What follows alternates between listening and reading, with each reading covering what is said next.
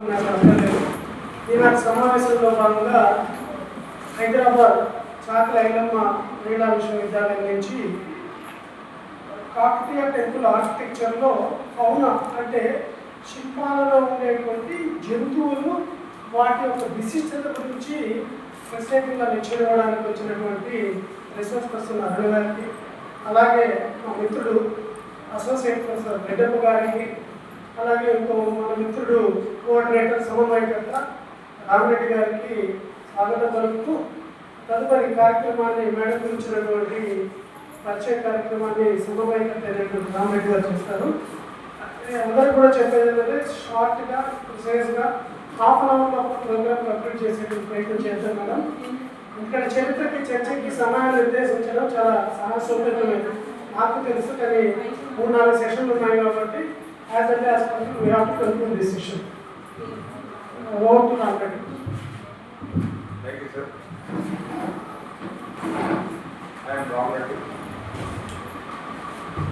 Assistant Professor of History, Kakathiya Government College, Aruna.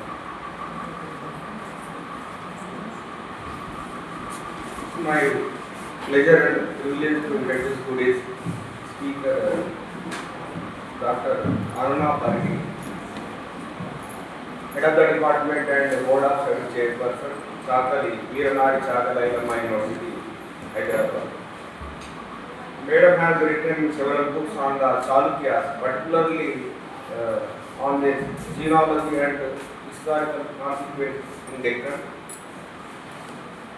3 students have completed their PhD under the age guidance of Madam, and 3 students are currently pursuing their PhD. 3 students completed and 3 submitted their thesis. Madam has attended several history congresses like Indian History Congress and South Indian History Congress and AP History Congress and Telangana History Congress, and presented several papers on those congresses. Madam organized many seminars and workshops at the whole. Madam Chakala Ilamma Women's University కంటే ముందు ఉస్మానియా యూనివర్సిటీలో పనిచేశారు హైదరాబాద్లో. Madam has been involved in confidential works regarding the BBPSC. But it is confidential work. We both of Pawan sir and Dr. sir are also involved. Sorry sir also involved in the Anita Madam involved in group 1 work. In this session, Madam will speak on the symbolic representation of Aruna in the Kakathiya temple architecture. Thank you, sir.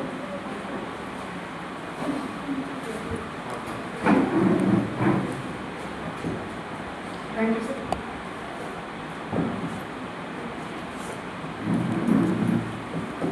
Thank you, sir.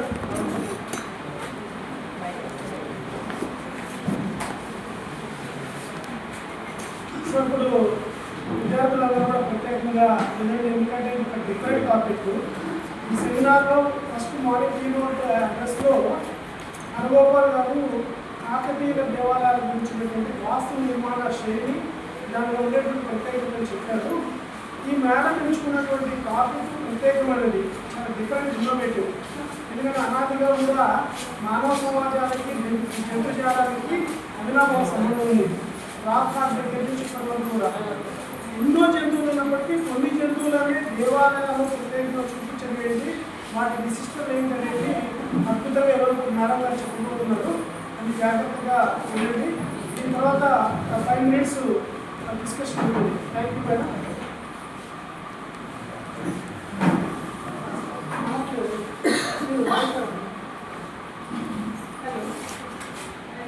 My voice is audible.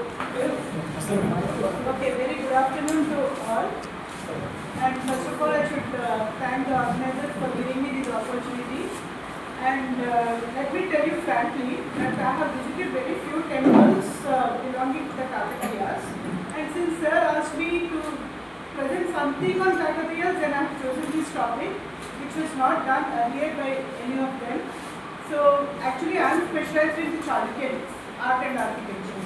So when I visited as part of my field study, part of the minor research project, and also a project funded by Ford Foundation, historical access project, then I visited some of the temples belonging to the Kakathiyas. So like Ramappa and then Thousand Pillar Temple, and also my special interest was on Nagalpandi Temple. So so art and architecture, everybody knows. Everybody talks about art and architecture. But what is art? What is something that you have to speak? So I have chosen the representation of fauna. Why I have chosen fauna is because if you look at right from the creation of man and animals and nature was together. They are not separable. They are together, and there is a lot of relationship between man and humans. So therefore, it is not only animals including birds, and therefore it is very important that right from ancient times this relationship was found in caves of prehistoric caves of megalithic period like Viveka, and also in Pandharaputta and other places. So in my presentation I am going to just tell you how this evolution had taken place, the faunal representation in sculptural art had taken place, and what is the symbolic representation, what are the characteristics that are associated with certain animals. So if you look at, there are so many animals. Some animals served as vahanas or vehicles of gods, some as divinities to perform some rituals like Ashwamedha and all we have. And in many legends, animals are said to be devotees of gods, okay, and goddesses. Animals are also not only associated with gods but also some negative forces also. Okay, so and there are also the divine figures also. They have some inseparable bond with animals and birds. So all these things I'm going to show you what is the kind of bond that is there between the divine and the animals that are represented in sculptural art. So here I'm going to look at these birds, animals and the sympathetic and mythical creatures which can be seen in different decorative motifs, whether it is on the ceilings or whether it is on the door jambs or whether it is on the niches or pillars. You see the animal representations. How many of you really go and look at all this? We really don't pay much attention to this. Actually, we have a person, I forgot your name, Ganesh. He had done on biodiversity. I looked at your book. So biodiversity, the nature and man relationship in his book. So these things, it is very important for us to look at. And the kind of ornamentation that is given to the animals and birds in the sculptural art. Why they are being decorated so much. So this also we can see in the evolutionary stages. And and next important thing, we favor only few animals, not all animals, by representing them in the sculptural art. Why only few animals? What is the symbolic representation of? There are so many animals in the world, but we select only few animals. So what is the importance of selecting these few animals in the sculptural art? So these issues I am going to address in my presentation. And so coming to the background, first as I told you, Pandharaputta is the earliest example for us to show that how animals are represented, because to show the human and animal relationship. And Pandharaputta in Warangal only, right now in Yeshant and Gopalpati, so you have the deer representation. So later on we don't find this representation in the sculptural art. The early sculptures, early paintings we find this. Next. So coming to the Buddha, in Buddhist art also you find the representation of animals, but these are part of the Jataka stories. If you go to Panigiri, you have this, particularly elephants. Elephants are being featured largely in the Buddhist architecture. So, and Buddhist culture. So why elephants? You all know that representation because it tells us about it is a symbol of wisdom. So the person will be going to be born will be a wise person, a person who is going to lead the world in spirituality. So this is kind of that is the reason why horse and horse is of course Mahabinishramana in that we see that. So next important period and the most, because I have worked on Chalukyas, and of course this particular topic is first time I am talking about this particular topic.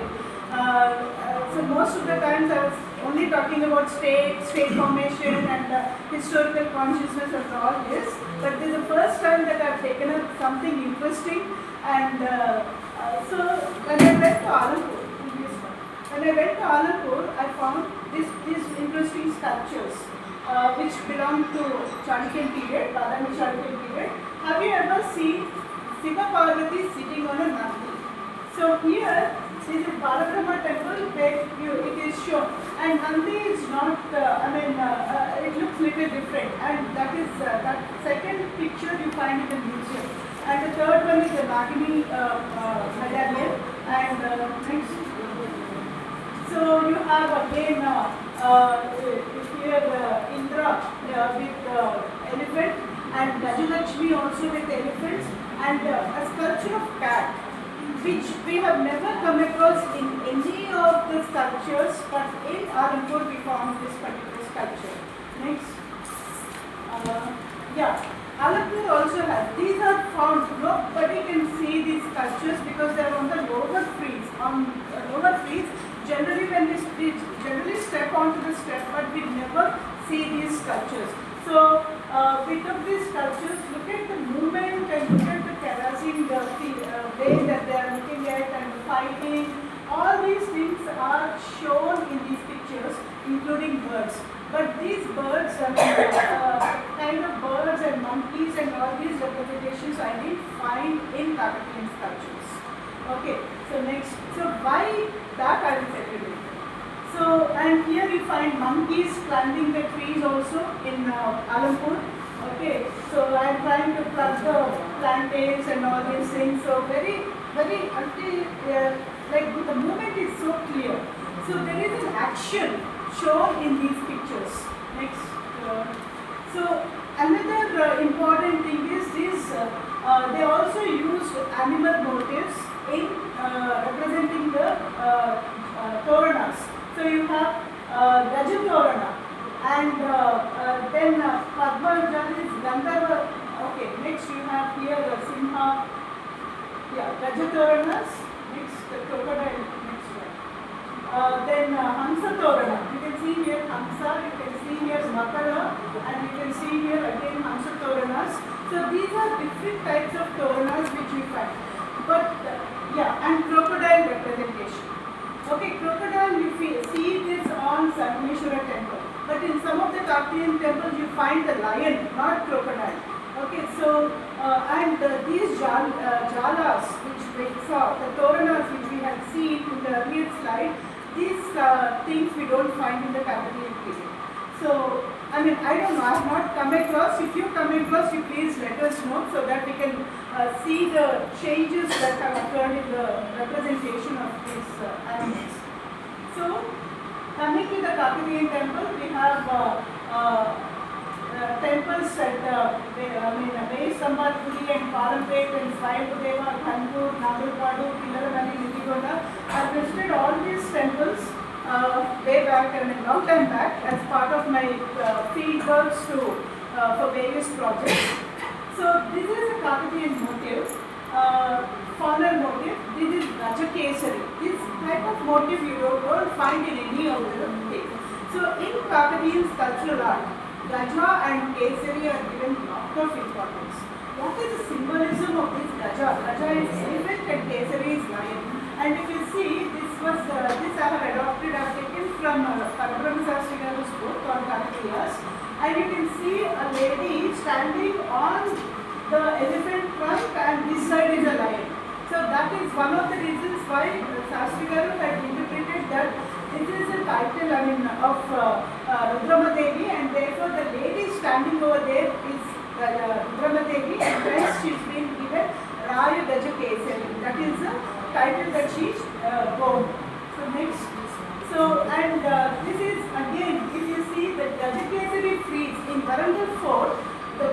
Swayambhu temple and all. So if you are going tomorrow, maybe you can see this also.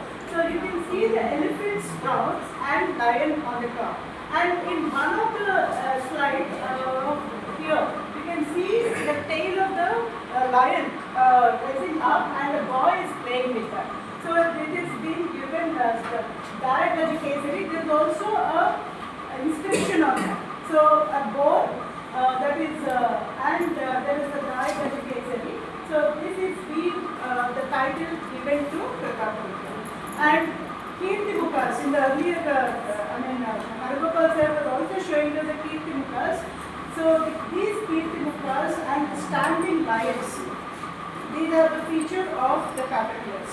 So the lion here is showing is very, very strong. It's trying to support the entire structure and so you can see what is the symbol of using this lion motif. Okay, so lion indicates it indicates the power. It is a representation of power. It is also morality. It is a symbol of virtue, and therefore it is personification of royal power.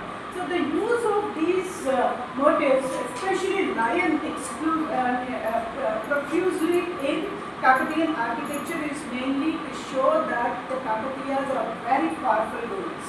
This is also to consolidate their power. So, and it gives them a unique, distinct identity. That is one of the reasons why they have used lion profusely in almost all the Kakatiyan temples and temple sculptures. So, next important animal is elephants. So, elephants I showed you earlier also.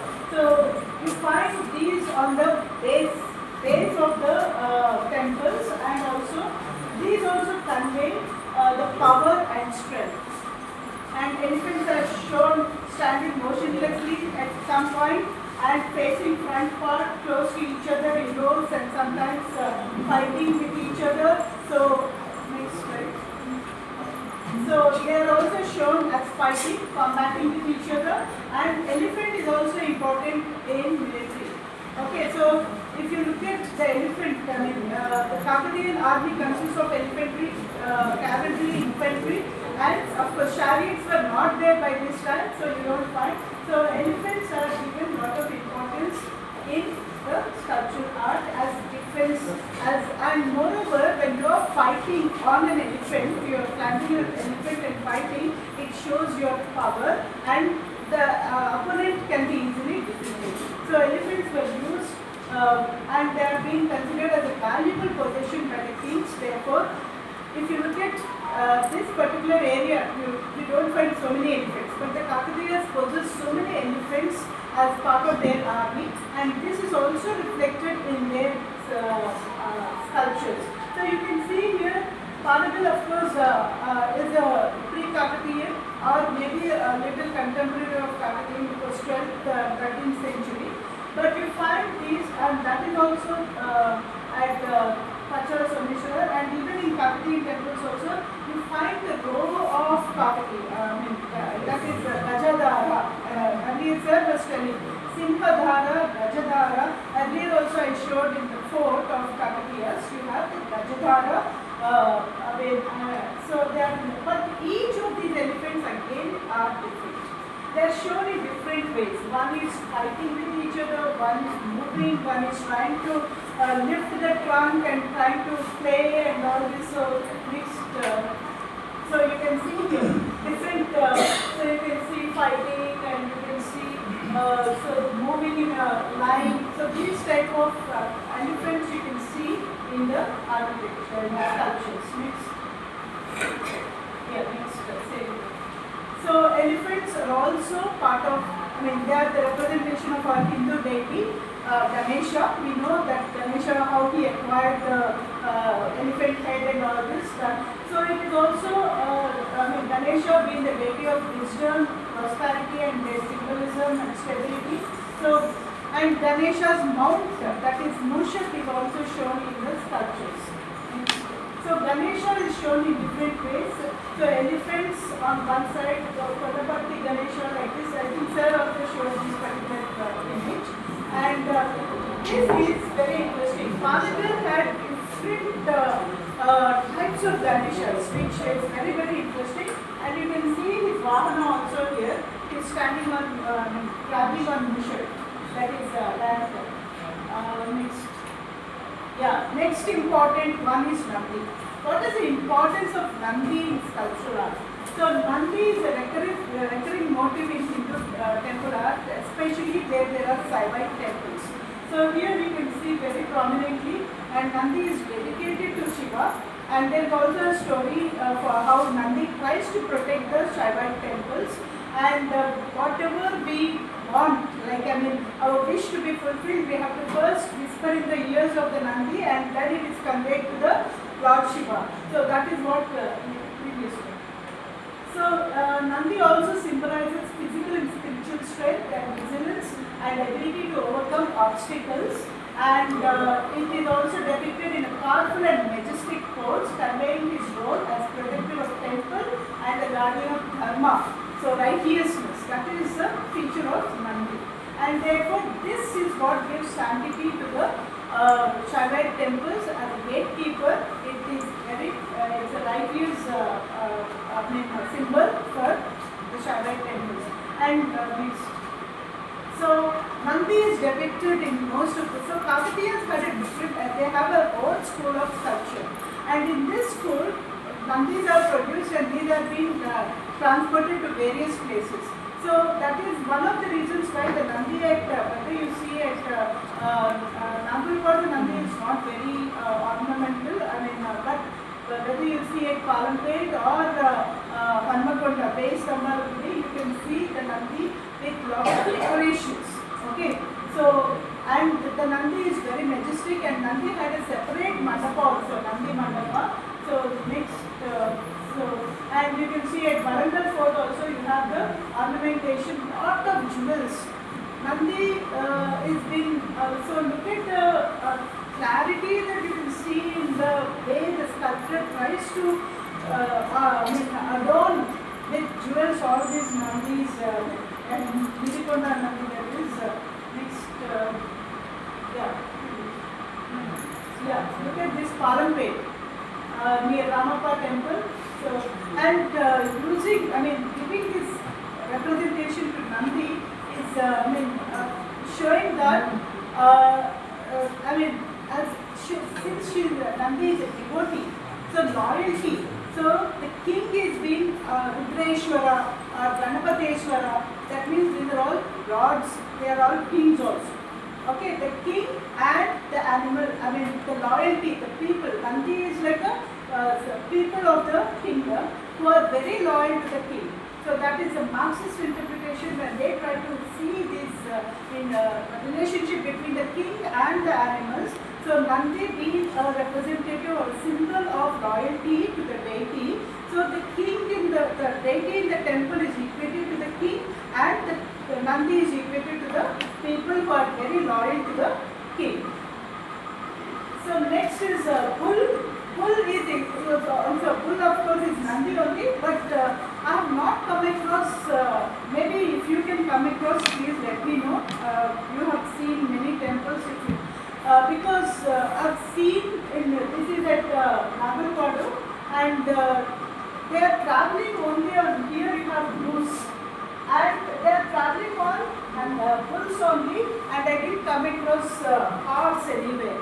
So probably horse is not been, maybe it is used only in army, but not in this representation in the temples. I don't know, I am not sure, but if you have not seen, if you have seen it, please let me know, because I have not come across in the temples that I have visited. Okay, next, Hamsa or swan, again is another important symbol that was used in Kakathiyan art. And so Hamsa or geese, and these are very important, and they are also known for higher virtue, and the visual representation you can see here, and they are also, it also signifies the union of the supreme being and those who proceeded from him. Okay, next. So yeah, this Simha, next. Yeah, horse is, that is what I am not coming to horse at many places except where the temple of Surya is located. Surya's vehicle is horse, the 7 horses, and we find, and it also signifies auspiciousness, progress and success. Next. So horse is again, so now you tell me, what is this? Yes, what is this? Is it Nandi? Is it Nandi?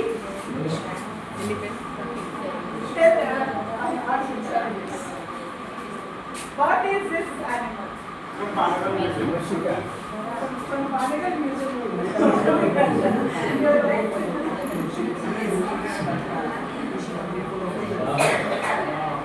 Mushika, that is also decorated in the vehicle of Ganesha. This is also decorated so beautifully, and so you can see the kind of importance that we give to animals as vehicles of gods and goddesses. So we, along with humans who adorn themselves with a lot of decoration, the animals are also decorated. Usually animals are not decorated, but we decorate these things, and these are represented